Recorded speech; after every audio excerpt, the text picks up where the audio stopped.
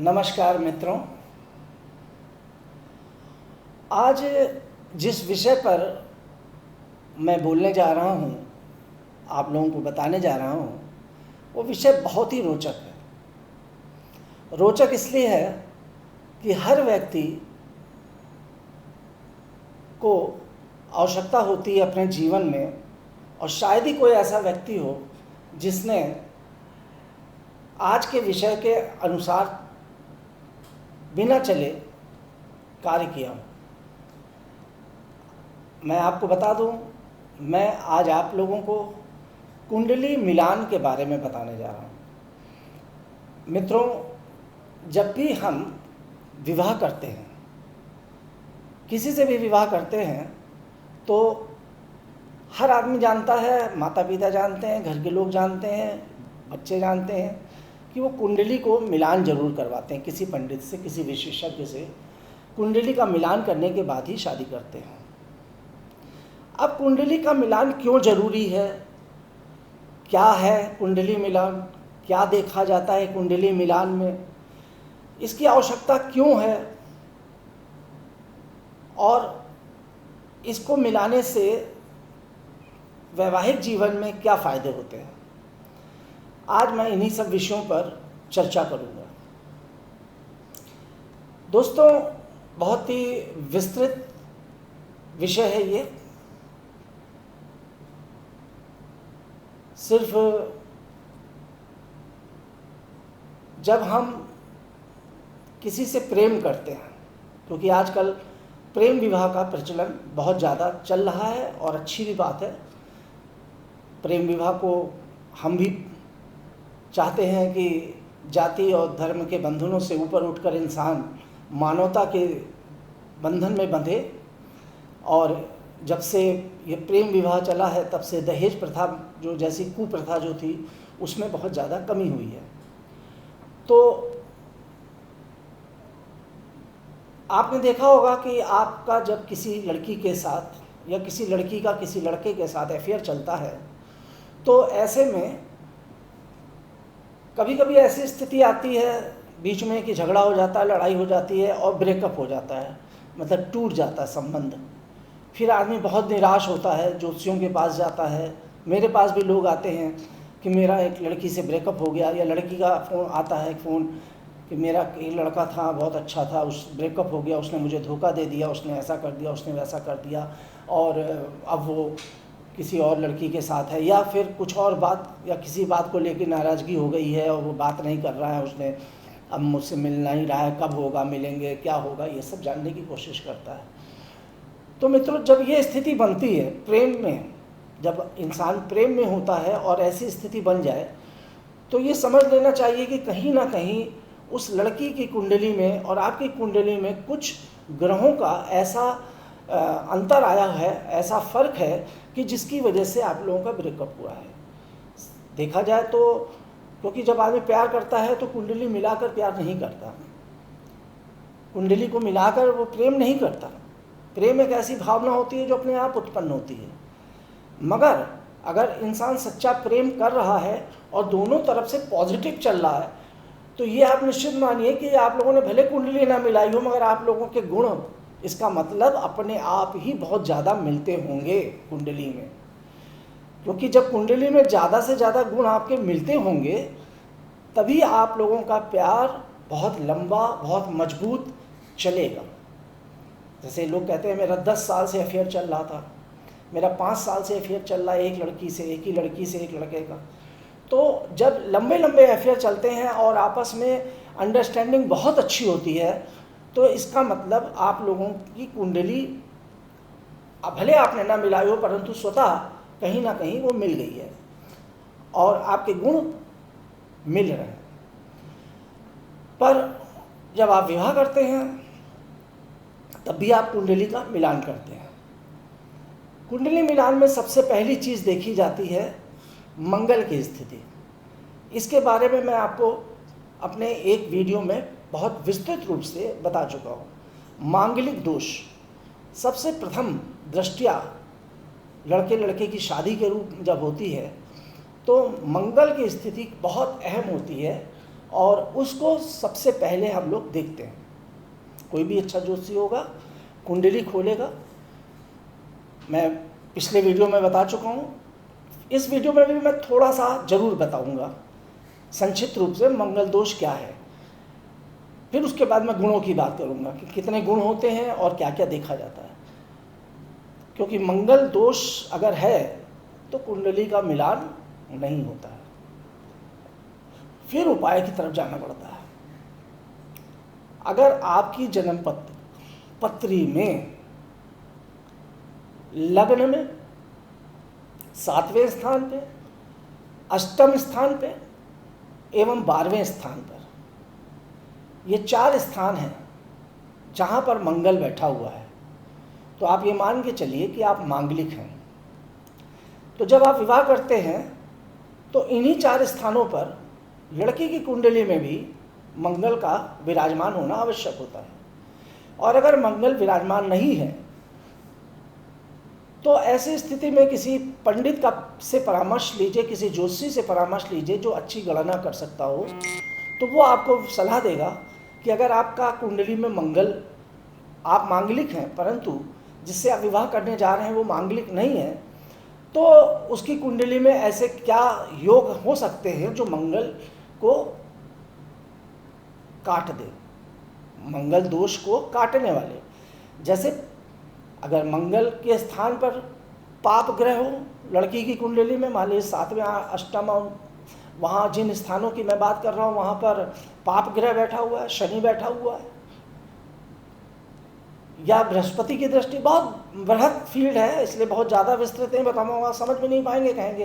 तो इसलिए मैं यहाँ पर यही कहूँगा कि बहुत से ऐसे योग होते हैं जो मांगलिक दोष को काटते भी हैं। जैसे मैंने बोला बृहस्पति की दृष्टि होती है, बृहस्पति साथ में होता है तो कट जाता है, या कुछ और चीज़ें होती है। तो इसके लिए ज्योतिष का परामर्श और उपाय करना आवश्यक होता है। अब आता हूँ, मैं आपको बताऊँगा कि कुंडली का मिलान में कितने गुण होते हैं और उनका गुणों का मिलान कैसे किया जाता है। बहुत से लोग क्या करते हैं, कुंडली मिलान सॉफ्टवेयर पे जाकर कुंडली को मिला लेते हैं आपस में और सोचते हैं हमारे गुण मिल रहे हैं और ज्योतिष के पास जाने की क्या ज़रूरत है, अब तो सब हो ही गया। मगर ये गलत बात है मित्रों। मैंने जैसे बोला कि आप कुंडली मिलान कर लेंगे पर मांगलिक दोष है, अन्य प्रकार के दोष हैं, अगर उनकी आपने सही से गणना नहीं की तो आने वाला समय आपका वैवाहिक जीवन जो है बहुत ही कटुमय हो सकता है, बहुत ही कटुता से बीते। तो इसलिए ज्योतिषी परामर्श आवश्यक है। मित्रों 36 गुण कुल हमारे शास्त्रों में बताए गए हैं। अब 36 गुण में पूरे के पूरे गुण मिलना भी अच्छा नहीं माना जाता, परंतु 36 गुणों में ज़्यादा गुण मिलने चाहिए, कम से कम 16 से ऊपर गुण मिलने चाहिए, तब विवाह सही माना जाता है।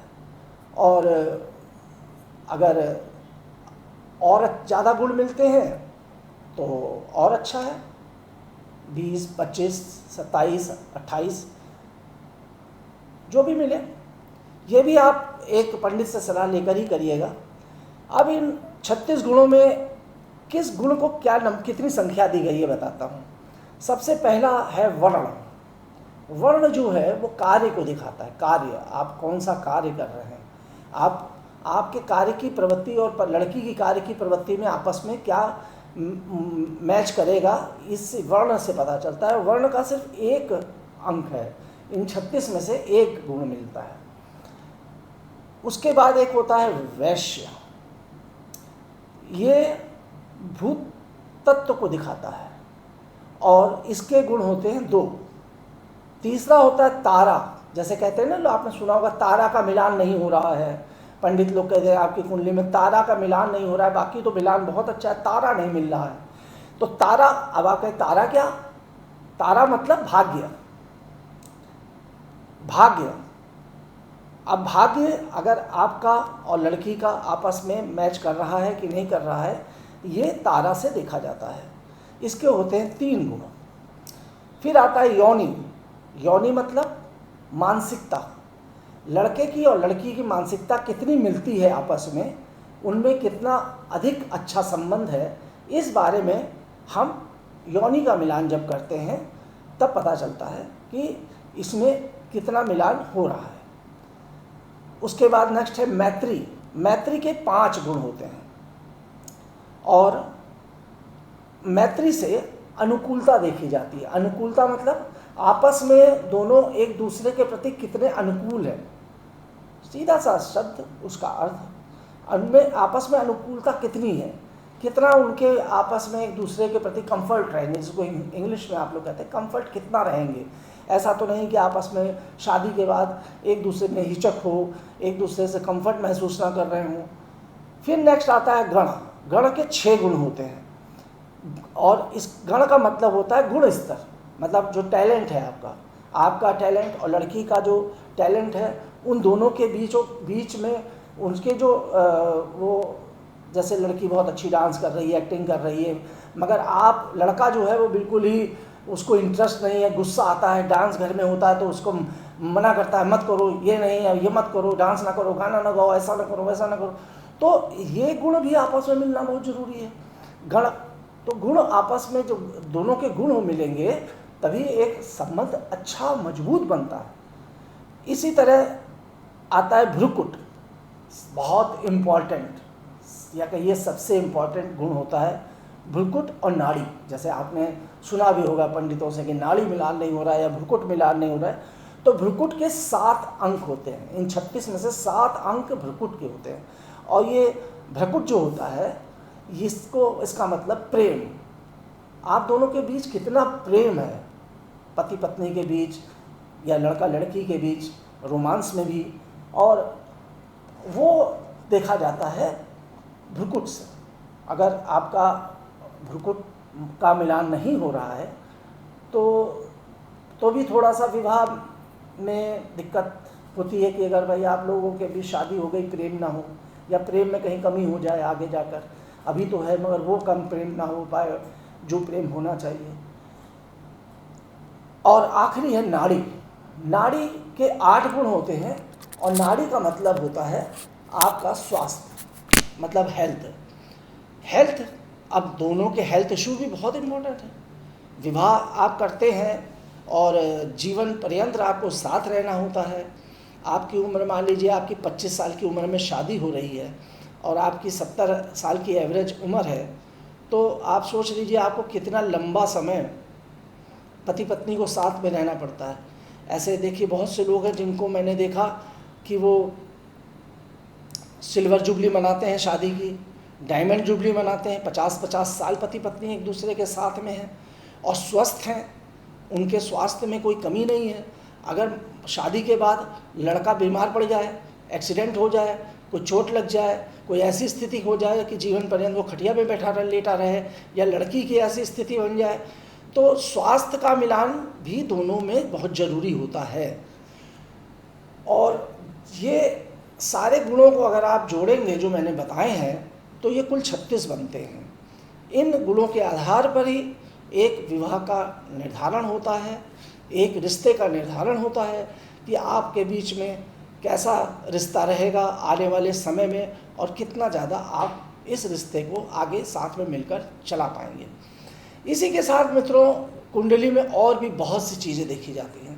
सिर्फ यही नहीं देखा जाता है कि हमने 36 गुण देख लिए, मांगलिक देख लिया, बहुत से अन्य विचार भी देखे जाते हैं, अन्य ग्रहों की स्थिति भी देखी जाती है कि लड़का लड़की की कुंडली में या प्रेम जब होता है तो उनकी कुंडली में कौन सा लग्न है, लड़के का लग्न क्या है, लड़की का लग्न क्या है, लड़की की राशि क्या है, लड़के की राशि क्या है, उस लग्न से उस राशि का क्या संबंध बन रहा है, लग्न में कौन से ग्रह बैठे हुए हैं और लड़की की राशि में कौन से ग्रह बैठे हैं, लड़के के लग्न और राशि में कौन से ग्रह बैठे हैं, इन सब का आपस में एक सामंजस्य होता है मित्रों।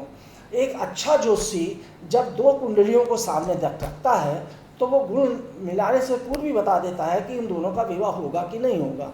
सिर्फ इस बात से बता देता है कि इस कुंडली का लग्न फला लग्न है और इसके 7वें स्थान पर बैठा हुआ जो राशि है या जो 7वें स्थान पर बैठे हुए स्थान का जो स्वामी है वो क्या है, और दोनों का देखकर आपस में एक रचनात्मक सृजनात्मक एक स्वरूप निकल के आता है और उसके आधार पर ये पता चल जाता है कि दोनों की कुंडली का मिलान होगा कि नहीं होगा, इन दोनों की कुंडली में आपस में रिश्ता कितना चलेगा, कितना लंबा जाएगा। तो मित्रों, मेरा आपसे यही आग्रह है कि ज्योतिष एक विज्ञान है, जैसा मैं हमेशा बताता हूँ, और इसकी एक गणना है। जब भी आप विवाह करें तो कुंडली का मिलान अवश्य करा लें। हर चीज़ का कोई ना कोई मार्ग होता है, रास्ता होता है। अगर मान लीजिए कहीं ना कहीं कोई दिक्कत होगी आपकी कुंडली में, तो एक अच्छा ज्योतिषी आपको रास्ता जरूर बता देगा, और उस रास्ता और उस उपाय को करने से, जिस तरह से कि बारिश के समय में आप बरसात से तो नहीं बच सकते हैं, पर छाता लगाकर आप पानी के बहाव से बच जाते हैं, उसी तरीके से अगर आप कुछ उपाय कर लेते हैं अपने जीवन में, तो आपका आने वाला जीवन एक अच्छा जीवन हो जाता है और एक बहुत ही सकारात्मक जीवन जी के आप एक अच्छे मजबूत दाम्पत्य संबंध में इस बन जाता है आप लोगों का। तो इसलिए मित्रों, अपनी बात को मैं आज यहीं पर विराम देता हूँ, और इसी परामर्श के साथ कि आप कुंडली के मिलान को जब भी आपका कोई रिश्ता आगे बढ़ रहा हो, आप किसी लड़की से शादी करना चाह रहे हो, प्रेम विवाह भी करना चाह रहे हो, तब भी आप कुंडली का मिलान आपस में दोनों लोग किसी परामर्श ले लें ज्योतिषी से, और कहीं कोई दिक्कत लगे तो उसका उपाय भी कर लें। इसी के साथ मैं आज की ये चर्चा यहीं पे समाप्त करता हूँ। बहुत बहुत धन्यवाद। नमस्कार मित्रों।